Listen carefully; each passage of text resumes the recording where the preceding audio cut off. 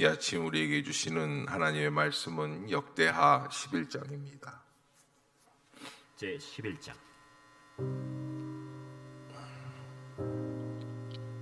르호보암이 예루살렘에 이르러 유다와 베냐민 족속을 모으니 택한 용사가 18만 명이라. 이스라엘과 싸워 나라를 회복하여 르호보암에게 돌리려 하더니 여호와의 말씀이 하나님의 사람 스마야에게 임하여 이르시되, 솔로몬의 아들 유다 왕 르호보암과 유다와 베냐민에 속한 모든 이스라엘 무리에게 말하여 이르기를, 여호와께서 이같이 말씀하시기를, 너희는 올라가지 말라. 너희 형제와 싸우지 말고 각기 집으로 돌아가라. 이 일이 내게로 말미암아 난 것이라 하셨다 하라. 하신지라. 그들이 여호와의 말씀을 듣고 돌아가고 여로보암을 치러 가던 길에서 되돌아왔더라. 르호보암이 예루살렘에 살면서 유다 땅에 방비하는 성읍들을 건축하였으니 곧 베들레헴과 에담과 드고아와 벳술과 소고와 아둘람과 가드와 마레사와 십과 아도라임과 라기스와 아세가와 소라와 아얄론과 헤브론이니 다 유다와 베냐민 땅에 있어 견고한 성읍들이라. 르호보암이 그 방비하는 성읍들을 더욱 견고하게 하고 지휘관들을 그 가운데에 두고 양식과 기름과 포도주를 저축하고 모든 성읍에 방패와 창을 두어 매우 강하게 하니라. 유다와 베냐민이 르호보암에게 속하였더라. 온 이스라엘의 제사장들과 레위 사람들이 그들의 모든 지방에서부터 르호보암에게 돌아오듯 레위 사람들이 자기들의 마을들과 산업을 떠나 유다와 예루살렘에 이르렀으니, 이는 여로보암과 그의 아들들이 그들을 해임하여 여호와께 제사장의 직분을 행하지 못하게 하고, 여로보암이 여러 산당과 순념소 우상과 자기가 만든 송아지 우상을 위하여 친히 제사장들을 세웁니다. 이스라엘 모든 지파 중에 마음을 굳게 하여 이스라엘의 하나님 여호와를 찾는 자들이 레위 사람들을 따라 예루살렘에 이르러 그들의 조상들의 하나님 여호와께 제사하고자 한지라. 그러므로 3년 동안 유다 나라를 도와 솔로몬의 아들 르호보암을 강성하게 하였으니, 이는 무리가 3년 동안을 다윗과 솔로몬의 길로 행하였습니다. 르호보암이 다윗의 아들 여리못의 딸 마할랏을 아내로 삼았으니, 마할랏은 이새의 아들 엘리압의 딸 아비하일의 소생이라. 그가 아들들 곧 여우스와 스마랴와 사함을 낳았으며, 그 후에 압살롬의 딸 마아가에게 장가들었더니 그가 아비아와 아떼와 시사와 슬로밋을 낳았더라. 르호보암은 아내 18명과 첩 60명을 거느려 아들 28명과 딸 60명을 낳았으나 압살롬의 딸 마아가를 모든 처첩보다 더 사랑하여 르호보암은 마아가의 아들 아비아를 후계자로 세웠으니, 이는 그의 형제들 가운데 지도자로 삼아 왕으로 세우고자 함이었더라. 르호보암이 지혜롭게 행하여 그의 모든 아들을 유다와 베냐민의 온 땅 모든 견고한 성읍에 흩어 살게 하고 양식을 후히 주고 아내를 많이 구하여 주었더라. 아멘. 자, 이 역대하 11장, 이제 우리 지난주에 이어서 계속 이어가는데, 10장에서 르호보암이 좀 실수하는 바람에 나라가 둘로 나뉘게 되는 사건, 그걸 경험하지 않습니까? 그런데 오늘 11장은 우리가 생각하고 예상했었던 10장이 아니라 11장이 아니라 또 다른 11장이 나온다라고 말을 할 수 있는데, 왜 그러냐면 사실 이 10장에서 르호보암이 참 미련하게 행동하지 않았습니까? 그런데 11장에서는 그래도 역시 르호보암이구나, 솔로몬의 아들 르호보암, 그러니까 지혜로운 왕의 아들답게 이렇게 처신을 잘 행하는 것을 보게 됩니다. 이게 이제 역대하 11장이 우리에게 주고 있는 교훈인데, 제가 늘 말씀드리는 것처럼 살 사람은 어떤 길로 가요? 사는 길로 가요. 죽을 사람은 어떤 길로 가요? 꼭 죽을 길로 가요. 여기에서 이제 10장에서 나라가 둘로 나눠지면서 그 둘로 나눠졌기 때문에 이스라엘이 망하는 것은 아니었어요. 그러면서 둘로 쪼개졌기 때문에 르호보암이 망하지 않고, 오히려 여기에서 보니까 둘로 쪼개지면서 하나님의 뜻에 합하지 않은 사람이 누군지를 분명하게 드러나게 하는 거예요. 그리고 이제 북이스라엘 왕국이 멸망하게 되는 역사가 쭉 기록이 되어 있고, 성전과 제사장과 또 제사를 잘 감당해 나가는 남유다가 살아남는 모습을 보게 되는 거죠. 그래서 어떻게 이제 이들을 해석해 나가고 있는가 하는데, 첫 번째는 르호보암이 순종하는 모습을 보여줘요.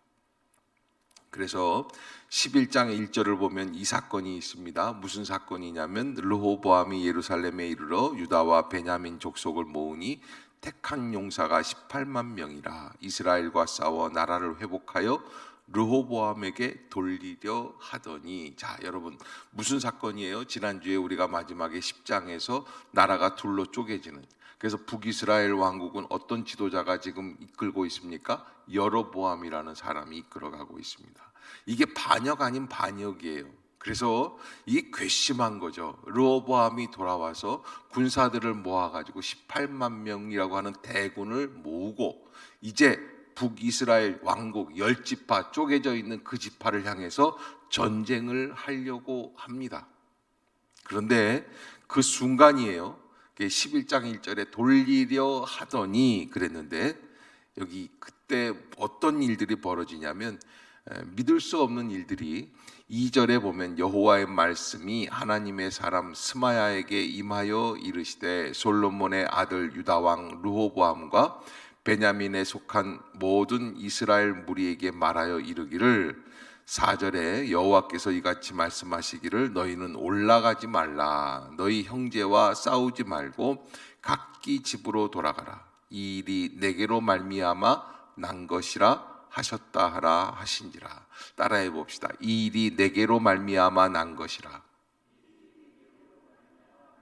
다시 한번, 이 일이 내게로 말미암아 난 것이라.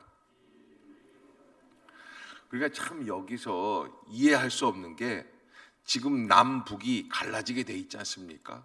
여기에서 이제 이 르호보암과 여로보암 사이에서 갈등 아닌 갈등이 일어나고, 르호보암 왕을 솔로몬 왕국에 이어서 계속해서 충성하려고 하는 충성파들이 르호보암 왕과 더불어서 이제 여로보암을 쳐서 물리칩시다. 그래서 18만 명이 나가서 전쟁을 해야 되지 않습니까? 근데 그 순간에 스마야라고 하는, 스마야, 쉐마, 스마야, 말씀이 들린다, 말씀을 듣다, 뭐 이런 얘기거든요. 그 사람이 예언자예요. 이 스마야라고 하는 예언자가 하나님의 음성을 들었는데, 이게 하나님이 하시는 일이라는 거예요. 하나님의 계획과 하나님의 섭리가 계셔서 하시는 일이니까 너무 마음이 불편해하지 말고 여기서 멈추라는 거예요.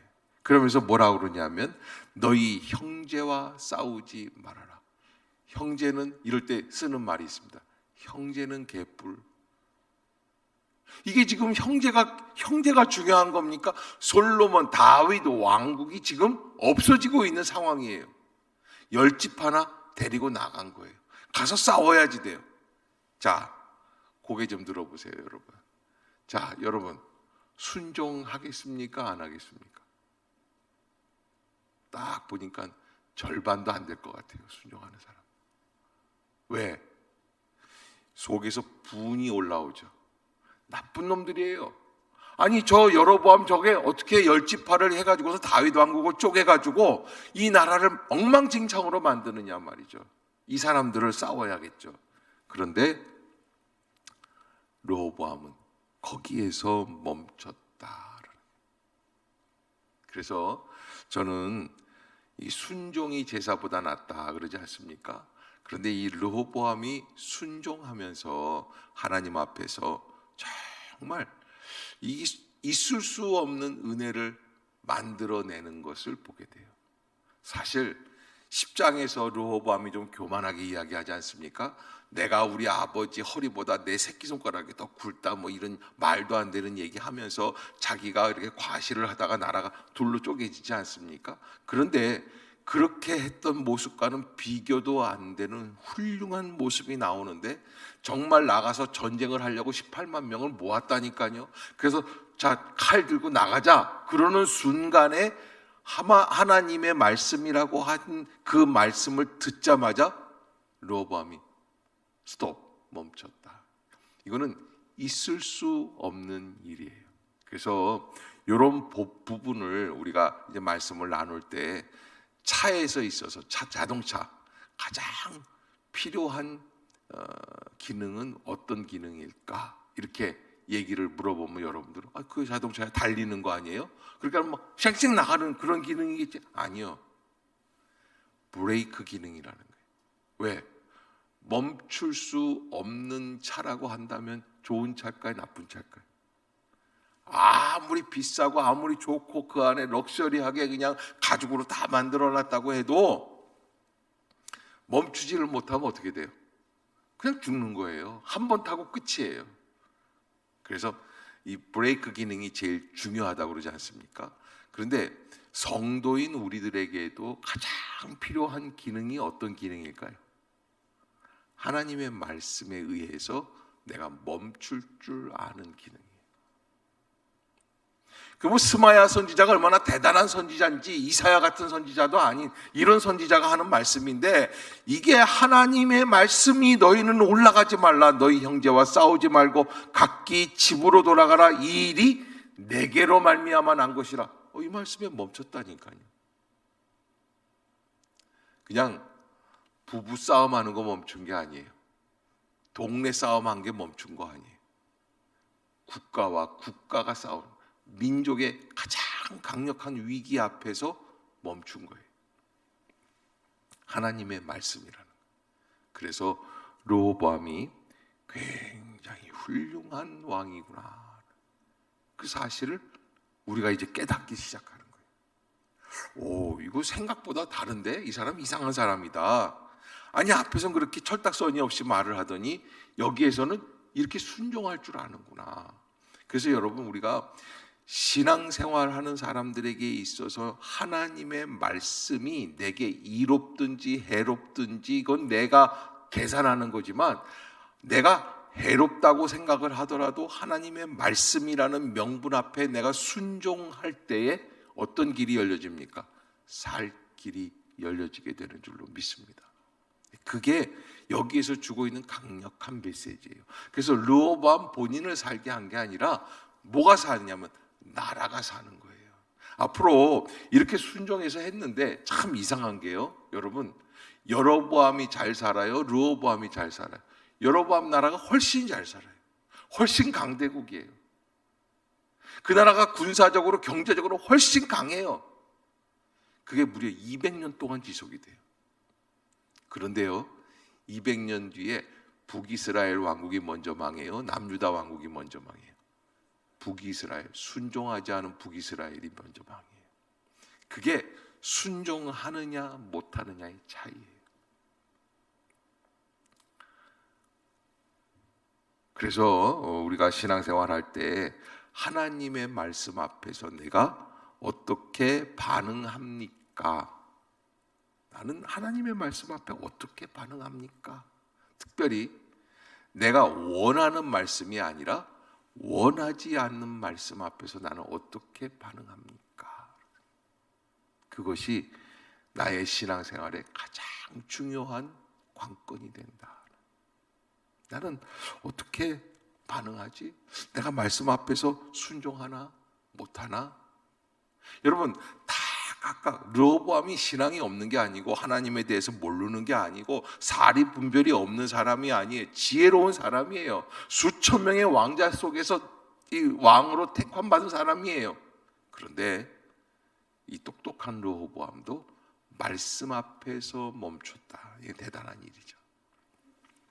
자, 그러고 보니까 찬찬히 르호보암을 보니까 르호보암이 어떤 사람인가 5절부터 보면은 르호보암이 예루살렘에 살면서 유다 땅에 방비하는 성읍들을 건축하였다. 고개 좀 들어보세요. 참 이게 무슨 이야기냐면 르호보암은 전쟁은 멈췄어요. 그러나 무엇은 게을리하지 않았다?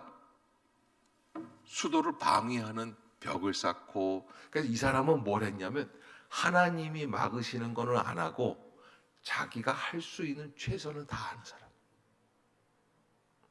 그 여러분 그거를 알아야지 돼요. 하나님이 전쟁을 하지 말아라 그러면 에이 나 모르겠어. 다 때려쳐. 나는 다 포기해. 이게 아니에요. 그래? 그러면 내가 할 수 있는 게 뭘까? 그러니까 하나님이 막으시는 거 안에서 내가 할 수 있는 게 뭐예요? 끊임없이 저 북이스라엘을 칠 생각을 하는 게 아니에요. 내가 하는 거는 방어구나. 그래서 성읍을 쌓고 건축을 하고 그렇게 해서 수비진을 만들어 나가는, 자기가 할 수 있는 것들을 최선을 다해 성실하게 해나가요. 그럼 매우 지혜로운 모습이다. 뿐만 아니라 11절에 보면 르호보암은 방비하는 성읍들을 더욱 견고하게 하고 지휘관들을 그 가운데 두고 양식과 기름과 포도주를 뭐했다? 전략해서 저축했다는 거예요. 모든 성읍에 방패와 창을 두어 매우 강하게 하고 유다와 베냐민이 르호보암에게 속하였다. 뭐 이렇게 해서 르호보암이 잘 해나가는 것을 보게 되는데 13절부터 보면은 이제 이게 어떤 길로 나아갈 수 있는가라는 것을 볼 수 있는데 13절 잠깐 볼까요? 온 이스라엘의 제사장들과 레위 사람들이 그들의 모든 지방에서부터 르호보암에게로 돌아와. 북이스라엘에 있었던 제사장들이 다 어디로 왔다는 거예요? 남유다 왕국으로 내려오게 됐다는 거예요. 왜 그렇습니까? 14절에 보면 레위 사람들이 자기들의 마을들과 산업을 떠나 유다와 예루살렘에 이르렀으니 이는 여로보암과 그의 아들들이 그들을 해임하여 여호와께 제사장의 직분을 행하지 못하게 하였다. 여러분 6.25 때 일사후퇴 때 저 북한에 있던 교회 믿는 사람들이, 여러분 남한보다 북한이 신앙적으로 훨씬 앞섰었어요. 교회들이 훨씬 많았었어요. 부흥이 일어났었어요. 평양대 부흥을 비롯해서 그 사람들이 하나님을 더 열심히 믿었었다니까요. 그런데 6.25 때 그분들이 다 어떻게 했어요? 내려왔어요. 저도 그런 후손들의 한 사람이에요. 그 내려왔어요. 갑자기 남한에 그냥 우글우글한 거예요. 믿는 사람들이. 왜 그렇게 된 거예요? 저쪽에서 못 믿게 하고 공산당들이 핍박을 하니까 다 내려온 거예요. 그것과 똑같은 역사가 14절에서 일어나는 거예요. 누가 나쁜 놈이에요? 여로보암이 나쁜 놈이에요.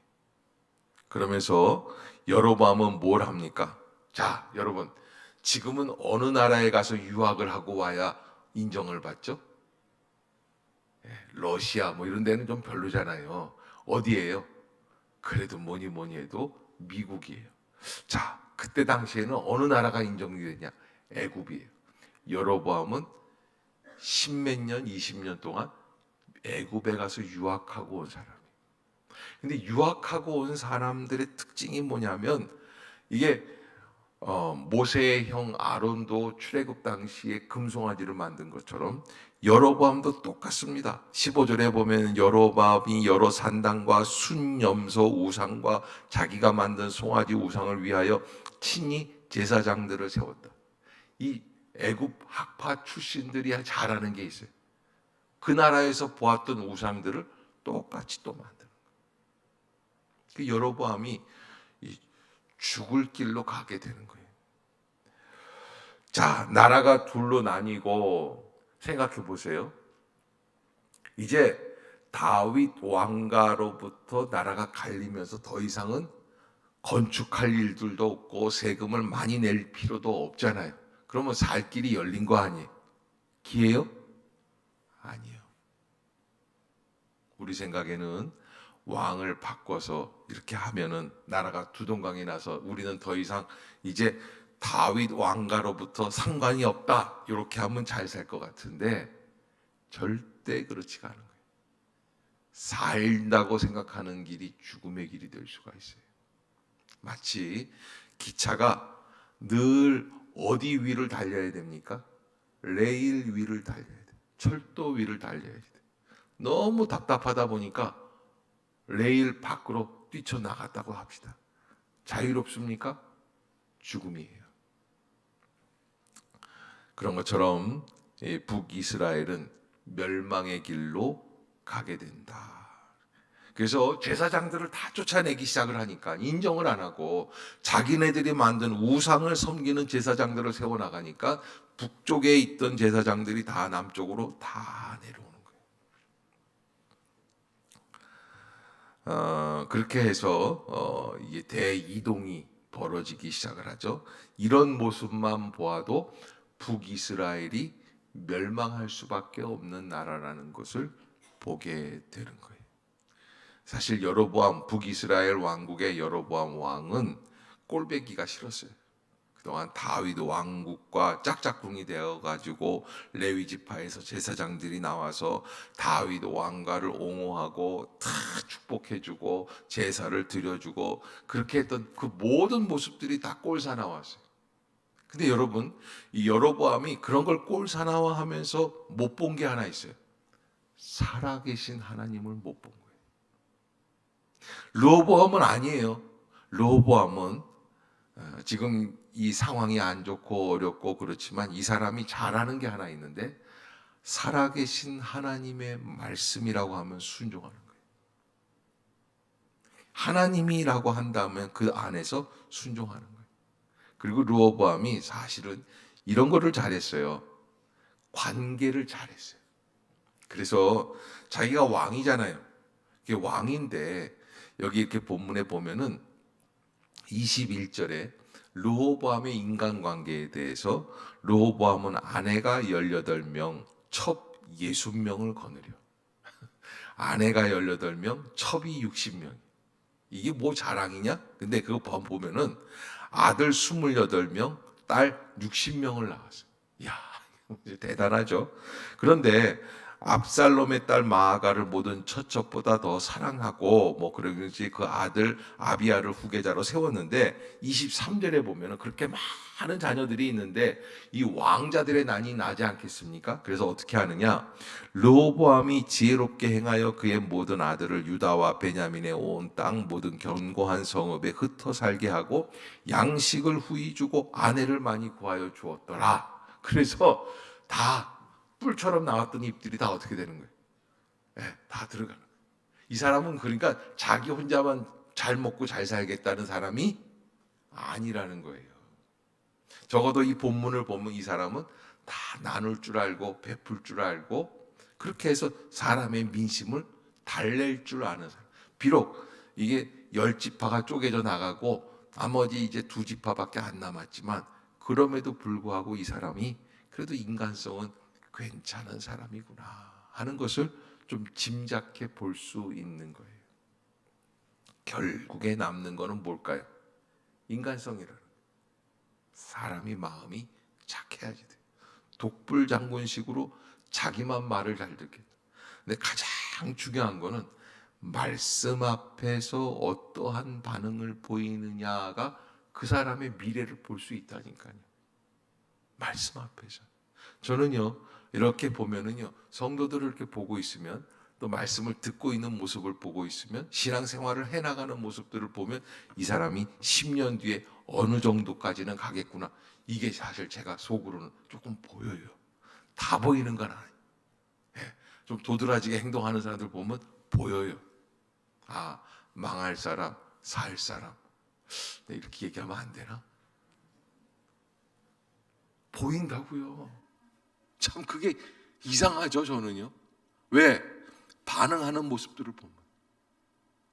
제가 어저께 권사회에 들어가서 아멘 좀 하라고 그랬더니 오늘 아멘 하는 권사님들이 한 사람도 없더라고요. 보여요, 뭔가 좀. 여러분 잘 생각해서 행동하고 선택 잘해야지 돼요. 22년도도 우리가 하나님의 은혜 가운데 살아야지 되는데 어떤 길로 가야지 되느냐? 선택을 해야지 돼요.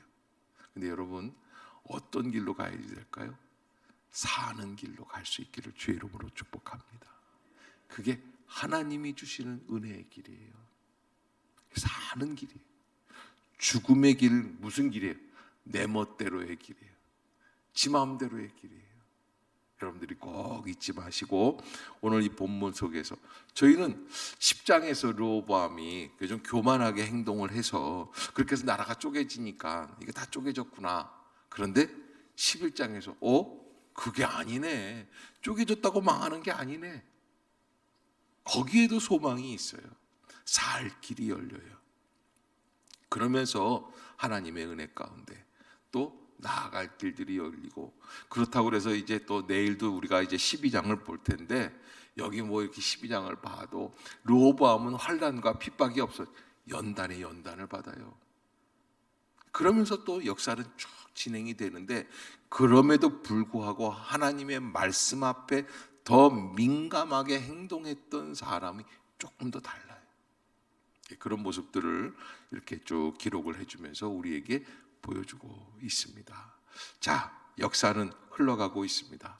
그 역사 앞에서 우리가 늘 선택하며 살게 됩니다. 하나님의 은혜 가운데 어떤 길로 나가야 할 것인가, 여러분들이 깊이 묵상하면서 선택하며 나아갈 수 있는 복된 한 주간, 또 복된 날이 되시기를 주의 이름으로 축복합니다. 기도하겠습니다. 사랑과 은혜가 충만하신 주 여호와 하나님, 은혜를 감사합니다. 이날도 저희를 깨우시고 주의 전으로 인도해 주시며 주의 말씀으로 온전케 하여 주시는 줄로 믿습니다. 성령의 기름을 부어 주옵소서. 나아갈 길을 열어 주옵소서. 행할 바를 알게 하여 주시옵소서. 하나님, 2022년도 새해를 시작하면서 하나님 앞에서 지혜롭게 선택하게 하여 주옵소서. 살 길로 나아가게 하여 주시옵소서. 말씀 앞에 민감하게 하여 주옵소서. 깨어있게 하여 주시고 온전하게 하여 주실 줄로 믿습니다. 저희를 긍휼히 여겨주시고 불쌍히 여겨주시고 하나님 앞에 온전한 백성 되게 하여 주옵소서. 새벽마다 기도하는 모든 기도의 제목 위에 응답해 주시옵소서. 하나님께서 영광을 받아 주시옵소서. 예수님의 이름으로 간절히 기도드리옵나이다. 아멘.